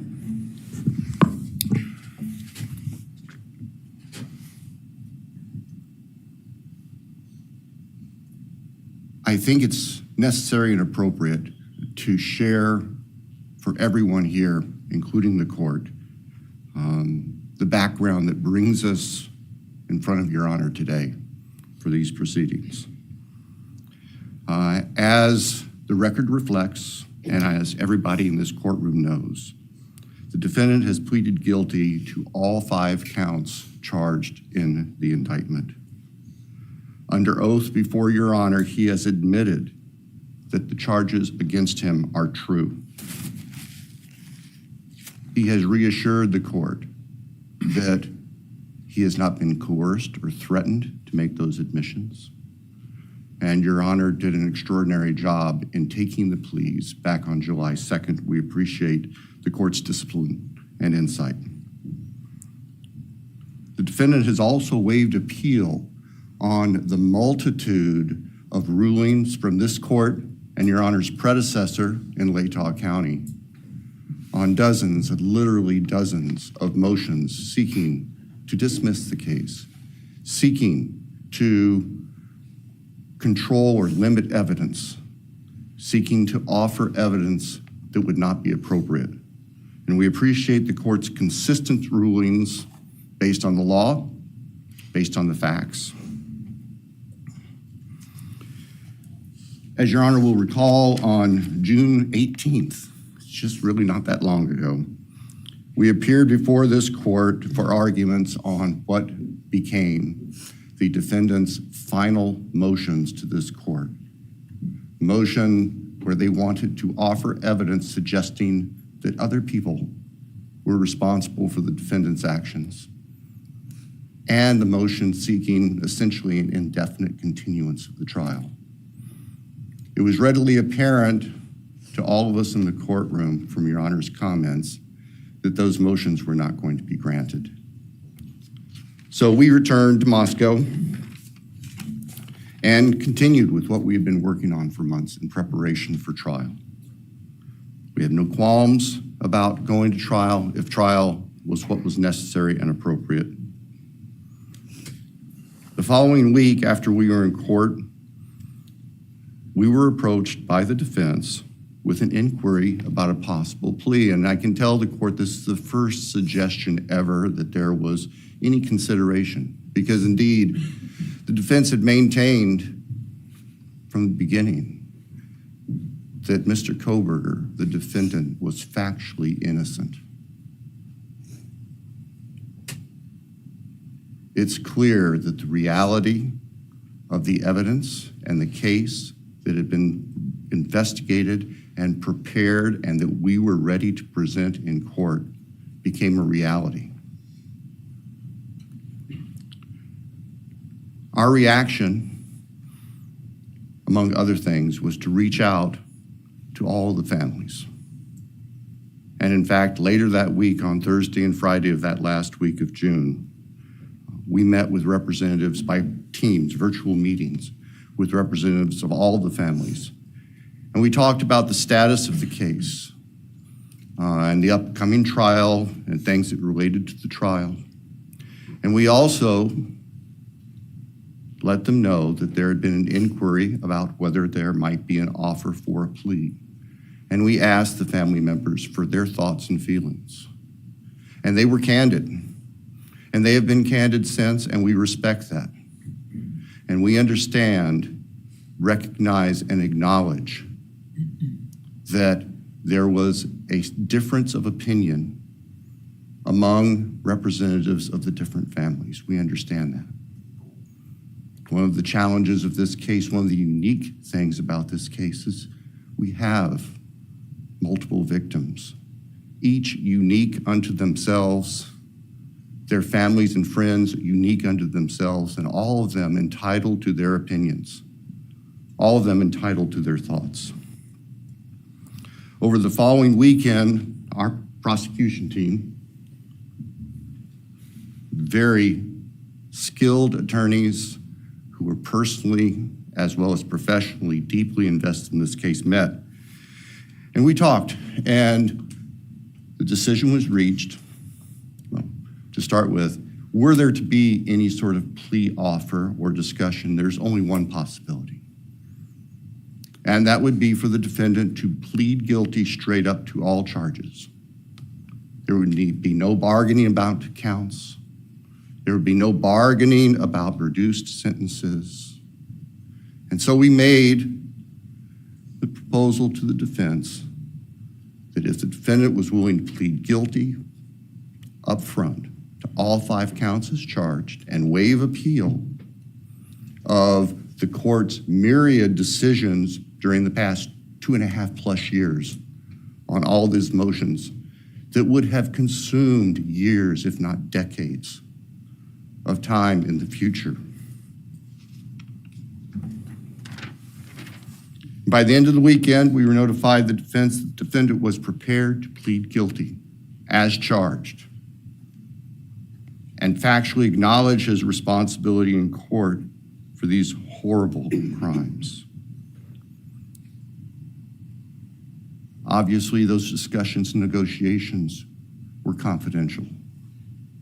And as Your Honor noted, I believe that was necessarily so, because if the defendant had decided not to plead guilty, it would have been devastating to our jury pool for there to be public information that there had been consideration by either party to a plea resolution. And protecting the prospective integrity of a trial after so many years was paramount. So, the end of the weekend came. We notified the victims' families of what had occurred. I recognize and acknowledge personally, and I respect the fact that of these fine, suffering people here, not everybody agreed with the decision we make. I accept that. It's my responsibility in the end. I recognize that that's the duty of the office that I hold.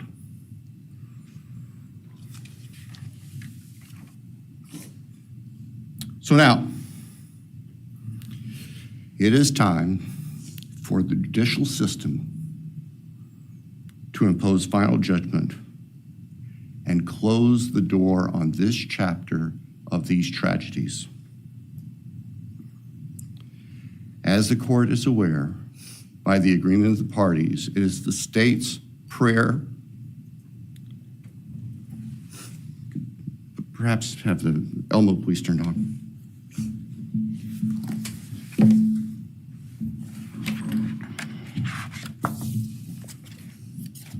Thank you. That on count one, the felony burglary, that the court sentenced the defendant to the maximum period of 10 years fixed in the custody of the Idaho Department of Correction. Then on count two,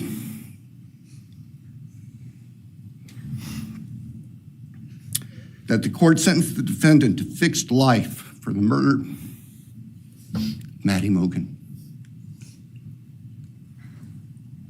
On count three, that the court sentenced the defendant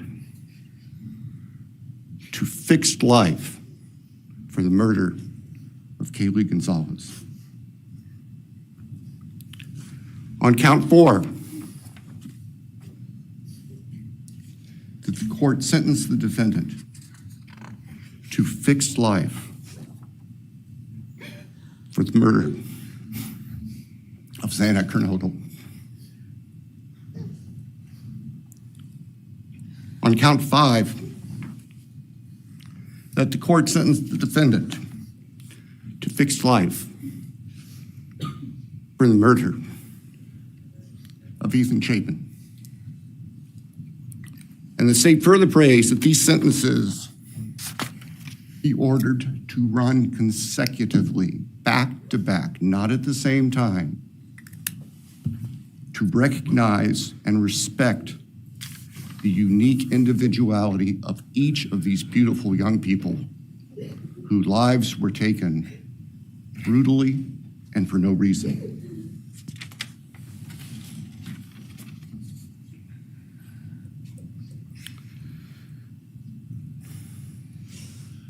And hopefully now, as we have heard earlier this morning, it is time to afford the families and the friends and the community and the state of Idaho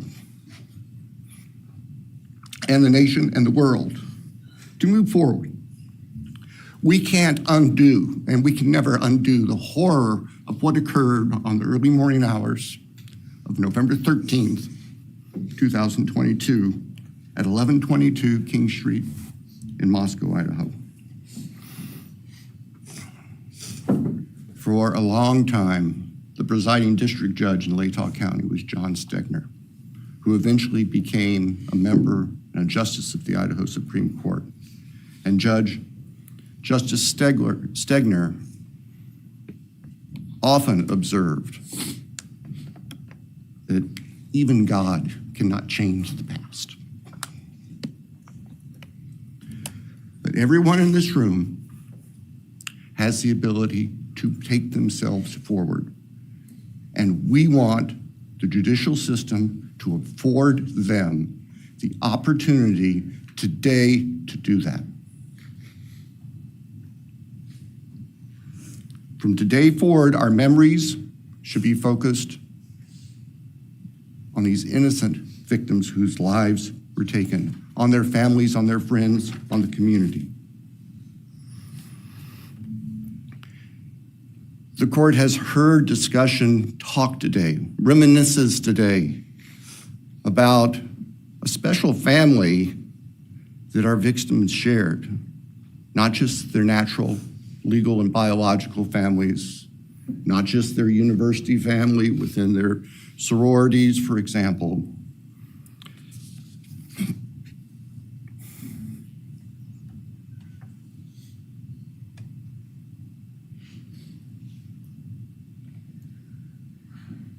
But this family. This is the picture taken on November 12th, 2022, of the special family of 1122 King Road. And you can see all 6 of these dynamic, vibrant, loving, special, innocent faces taken together just across the street from their residence, and barely 12 hours before 4 of them would be brutally murdered in their sleep. They've been described consistently as being bright, caring, vivacious, with futures we can only imagine now. But they were, and they remain, a special family that I think we should all recognize and appreciate. So it's time to move forward. There have been a number of statements directed specifically at the defendant today. I have one last thought. After Your Honor imposes judgment and sentences the defendant to spend the rest of his life in prison, in other words, sentence the defendant to die in prison, he's going to stand up in the belly chains and leg irons that he's wearing today, and he's going to be escorted into the custody of the Idaho Department of Correction. And the door will close behind him forever. That is the closure that we seek, that all of these people, these loving friends and family deserve, so that we can move forward. Thank you, Your Honor. Thank you.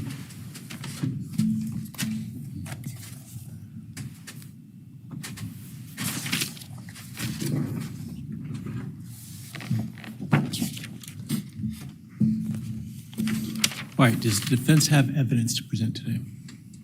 No evidence. All right. Does defense wish to make argument today?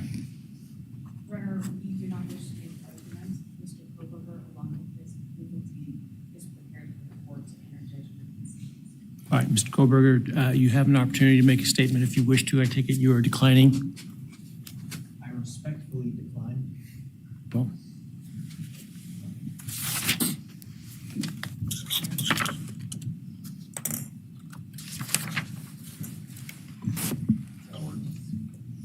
please.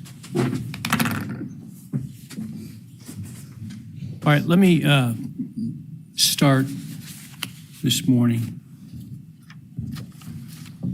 by acknowledging and thanking those that have come here today in support of their loved ones. And I appreciate your courage and your strength.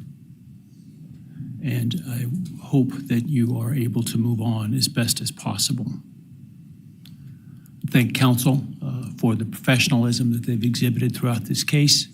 It has been my great honor to preside in this case and to help bring, to the extent possible, some resolution and hopefully justice to this case.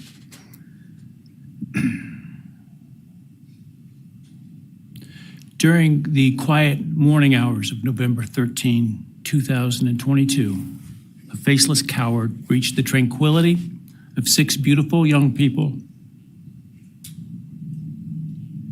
and senselessly slaughtered them, 4 of them. Who committed this unspeakable evil was unknown for several weeks, but due to the killer's incompetence and outstanding police work by numerous local, state, and federal law enforcement agencies, the person that slithered through that sliding glass door at 1122 King Road now stands before the world and this court unmasked. This unfathomable and senseless act of evil has caused immeasurable pain and loss.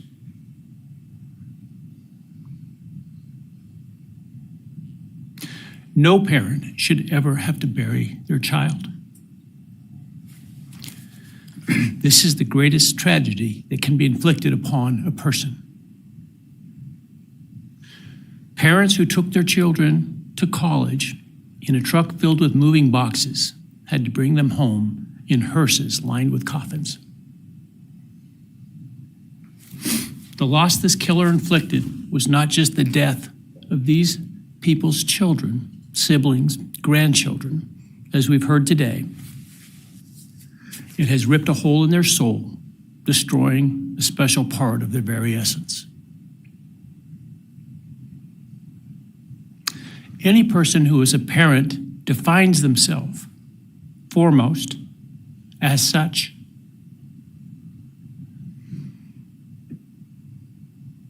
It is their existence and purpose of being. And it has been stolen from these parents.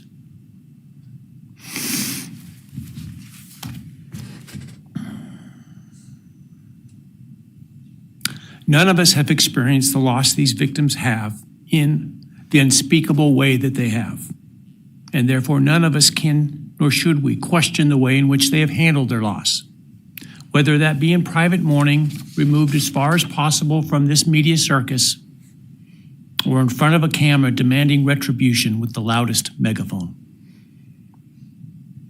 I've listened intently to the stories and pain that have been shared today, with great awe at the courage and resilience of the surviving family members of those wonderful children. I've listened also to the surviving roommates, both in person and through their friends. And I can't think of how, frankly, courageous they have been despite the hell that they have faced by uncaring people who have come up with all kinds of crazy theories about 2 kids simply being kids. The parents, siblings, and other family members who have spoken today are designated as victims in our legal system. But going forward, I hope that they can shed that label, as it gives too much power to the evil that condemned them to that role. They are and should be known as survivors, fighters, and foremost as witnesses to the tremendous lives of value and unbounded promise of these 4 young people. But those speaking today and those who did not speak, but who carry the same burden, this same loss, now carry forward the memories of these now perpetually young people, these forever children. These survivors carry the responsibility of ensuring that the voices of these children, Maddie, Kaylee, Xana, and Ethan, are never forgotten, and the positive impacts that they have had on so many lives are never minimized, and that the love they shared, the light that they shined onto others, is forever celebrated. As we sit here today, this case is ending, and we are now certain who committed these unspeakable acts of evil, but we don't know, and what we may never know is why. I share the desire expressed by others to understand the why. But upon reflection, it seems to me, and this is just my own opinion, that by continuing to focus on why, we continue to give Mr. Kohberger relevance. We give him agency and we give him power. The need to know what is inherently not understandable makes us dependent upon the defendant to provide us with a reason, and that gives him the spotlight, the attention, and the power he appears to crave. Yet even if I could force him to speak, which legally I cannot, how could anyone ever be assured that what he speaks is the truth? Do we really believe, after all of this, he's capable of speaking the truth or of giving up something of himself to help the very people whose lives he destroyed? Rather, I suspect the so-called reason would be dished out in enticing, self-serving, and aggrandizing untruthful bits, leaving people wanting more information, more insight, and thus enhancing even further the power he seeks to hold. Even if we could get truthful insight into his why, I suspect it would not in any way quench one's thirst for actually understanding why in the first instance. Because there is no reason for these crimes that could approach anything resembling rationality. No conceivable reason could make any sense. And in the end, the more we struggle to seek explanation for the unexplainable, the more we try to extract a reason, the more power and control we give to him.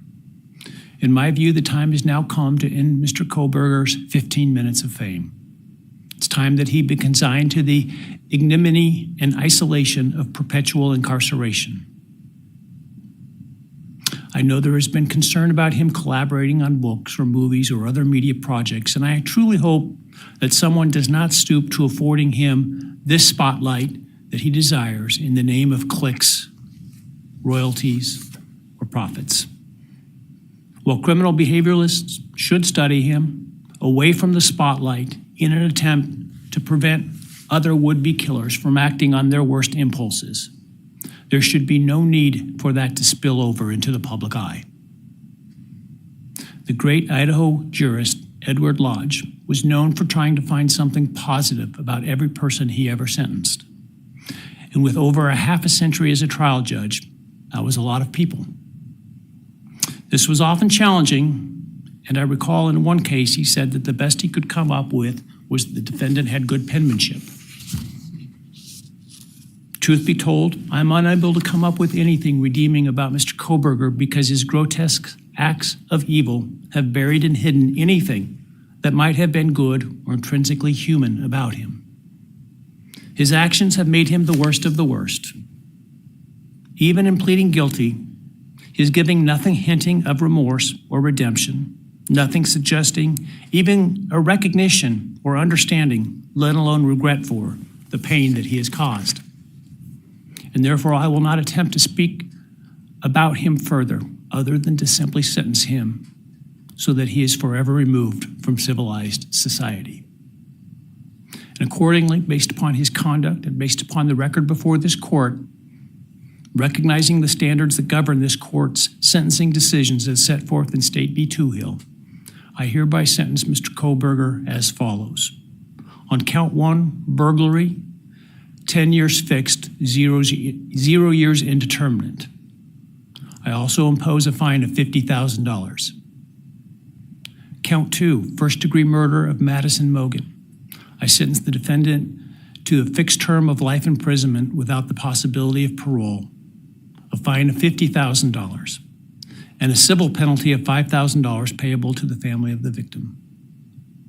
On count 3, for first-degree murder of Kaylee Goncalves, I sentence the defendant to a fixed term of life imprisonment without the possibility of parole, a fine of $50,000, and a civil penalty of $5,000 payable to the victim of the family, or to the family of the victim, pardon me. On count 4, for the first-degree murder of Xana Kernodle, I sentence the defendant to a fixed term of life imprisonment without the possibility of parole, a fine of $50,000, and a civil penalty of $5,000 payable to the family of the victim. On count 5 for the first-degree murder of Ethan Chapin, I sentenced the defendant to a fixed term of life imprisonment without the possibility of parole, a fine of $50,000, and a civil penalty of $5,000 payable to the family of the victim. The sentences on counts 1, 2, 3, 4, and 5 shall run consecutively to one another. Restitution will be left open for 60 days. Defendant will be required to submit a DNA sample and a right thumbprint impression to the Department of Corrections and comply with the DNA Database Act. I remand the defendant to the custody of the Idaho State Board of Corrections for to be imprisoned in an appropriate facility and execution of the sentence where he will remain until he dies. Though you have waived your right to appeal, you do have a right to file a notice of appeal, and any such appeal must be filed within 42 days of the date of the written judgment, which will be entered shortly hereafter. Though the appeal, you should be aware, may be deemed a violation of the plea agreement, and so I certainly suggest you discuss that with counsel if that is your desire. I ask the media and public present to allow the families to be escorted out first before they leave. Again, thank you to everyone for your stories today. I am strengthened by them, and I am encouraged by your humanity and strength, and God bless you. We're adjourned.